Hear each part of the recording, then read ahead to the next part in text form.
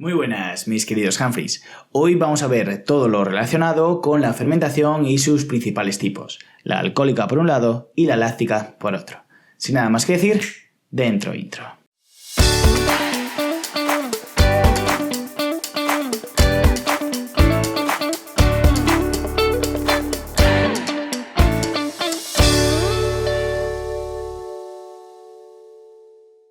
Bueno, como dije antes de la intro, hoy vamos a ver todo lo relacionado con las fermentaciones y esto en anteriores vídeos ya había dicho que el piruvato formado en la glucólisis, recordad que la glucólisis era una serie de 10 reacciones que ocurrían en el citoplasma con independencia del oxígeno, es decir, le daba igual si había oxígeno o no, y se generaba 2 moléculas de piruvato, junto con 2 moléculas de ATP y 2 moléculas de poder reductor en forma de NADH más H+. Ese piruvato formado en condiciones anaerobias no podía introducirse en la mitocondria y podía ocurrir 2 vías anaerobias, la fermentación alcohólica por un lado y la fermentación láctica por otro, en organismos totalmente diferentes. Cuidado. Empezamos por la fermentación alcohólica. Esto ocurre, como ya sabéis, en condiciones anaerobias. No tenemos una cadena de transporte de electrones, ni descarboxilación oxidativa, ni ciclo de Krebs, por supuesto, porque no se puede meter ese piruvato en la mitocondria. Se convierte ese piruvato, aceptando los electrones del poder de reductor generado en la glucólisis, en etanol o alcohol etílico, es decir, el alcohol que se puede llegar a beber. Ocurre en este caso una descarboxilación del piruvato, desprendiendo dióxido de carbono, que es fácilmente apreciable, por ejemplo, cuando se están fermentando en esas barricas y demás, o por ejemplo en la espuma de la cerveza. Posteriormente se reduce el acetaldehído generado por esa descarboxilación del dióxido de carbono, aceptando los electrones del poder reductor y va a formar ese etanol o alcohol etílico. Solo obtiene 2 ATP, que eso es derivado de la glucólisis, y lo llevan a cabo principalmente levaduras como Saccharomyces cerevisiae y alguna bacteria. Esta levadura, Saccharomyces cerevisiae, es muy importante, es la levadura de la cerveza y también se utiliza para la fabricación del pan. Y sí, el pan genera o es generado por medio de una fermentación alcohólica. De hecho, la esponjosidad de la miga viene por ese dióxido de carbono que se va desprendiendo. Y ahora bien, la pregunta del millón: ¿por qué no nos emborrachamos si ocurre una fermentación alcohólica? Pues no nos emborrachamos porque ese pan posteriormente se cuece en un horno y es lo que da la evaporación del alcohol y que no nos podamos emborrachar. Por otro lado tenemos la fermentación láctica. Volvemos a decir, en condiciones anaerobias, en el citoplasma, sin cadena de transporte de electrones, ni ciclo de Krebs, ni descarboxilación oxidativa, ni demás. El piruvato se va a convertir directamente en lactato al aceptar los electrones del poder reductor generado en la glucólisis. Ese lactato lo puede generar mi músculo estriado esquelético, es decir, el músculo propiamente dicho.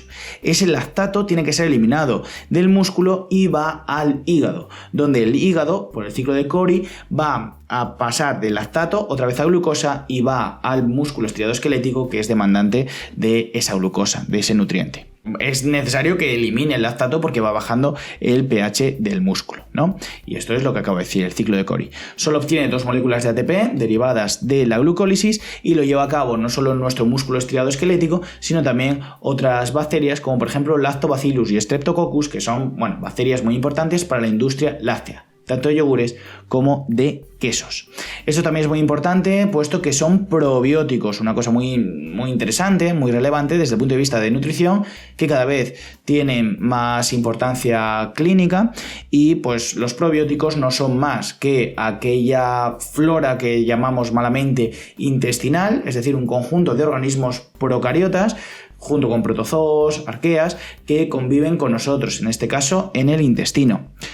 Esto a día de hoy hay que tener cuidado, pues porque cuesta una pasta los suplementos. Cuando si comes yogur o queso, pues podemos estar ingiriendo probióticos. Cuidado, estos probióticos no es que los deseche, pero son para personas que, por ejemplo, tras una terapia con un fármaco, un antibiótico muy largo, muy duradero y recetado por el médico, es totalmente factible y recomendable su uso. Pero nosotros, que estamos de momento en condiciones normales, no es necesario tomar estos probióticos, desde mi punto de vista, claro. Y aquí quiero romper una lanza de que a todos o a casi todos nos gusta más o menos el queso.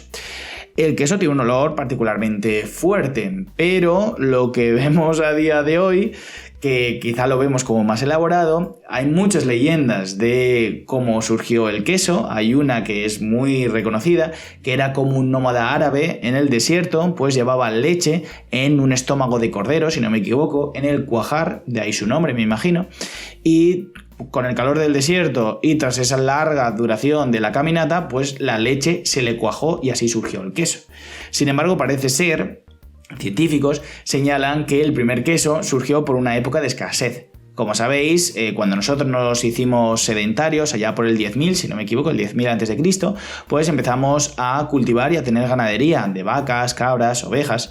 Pues en época de escasez, la leche se tenía que acumular en estómagos, que era una manera muy eficiente de almacenar sustancias, o en jarros de cerámica, ante lo cual esa leche fermentaba, se cuajaba y daba lugar pues a este queso. Es decir, lo que hoy comemos, y es verdad que tiene un olor fuerte, pues quizá no tenga un origen muy apetecible, digámoslo así, pero bueno, en época de escasez pues todo es alimento, ¿no? Y lo que quiero que sepáis no es esta historia del queso, por supuesto, esto es anecdótico, sino que la fermentación solo produce 2 moléculas de ATP y no produce poder reductor porque se lo está gastando continuamente, y la respiración aerobia va a producir 38 moléculas, entre 38 y 36, ya sabéis, y por tanto la diferencia en cuanto al metabolismo energético es muy alta. Y hasta aquí el vídeo de hoy, Humphreys. Espero que haya servido de ayuda. Ya sabéis, cualquier duda podéis ponerla por los comentarios, intentaré solventarla en el menor tiempo posible y nos veremos en posteriores vídeos.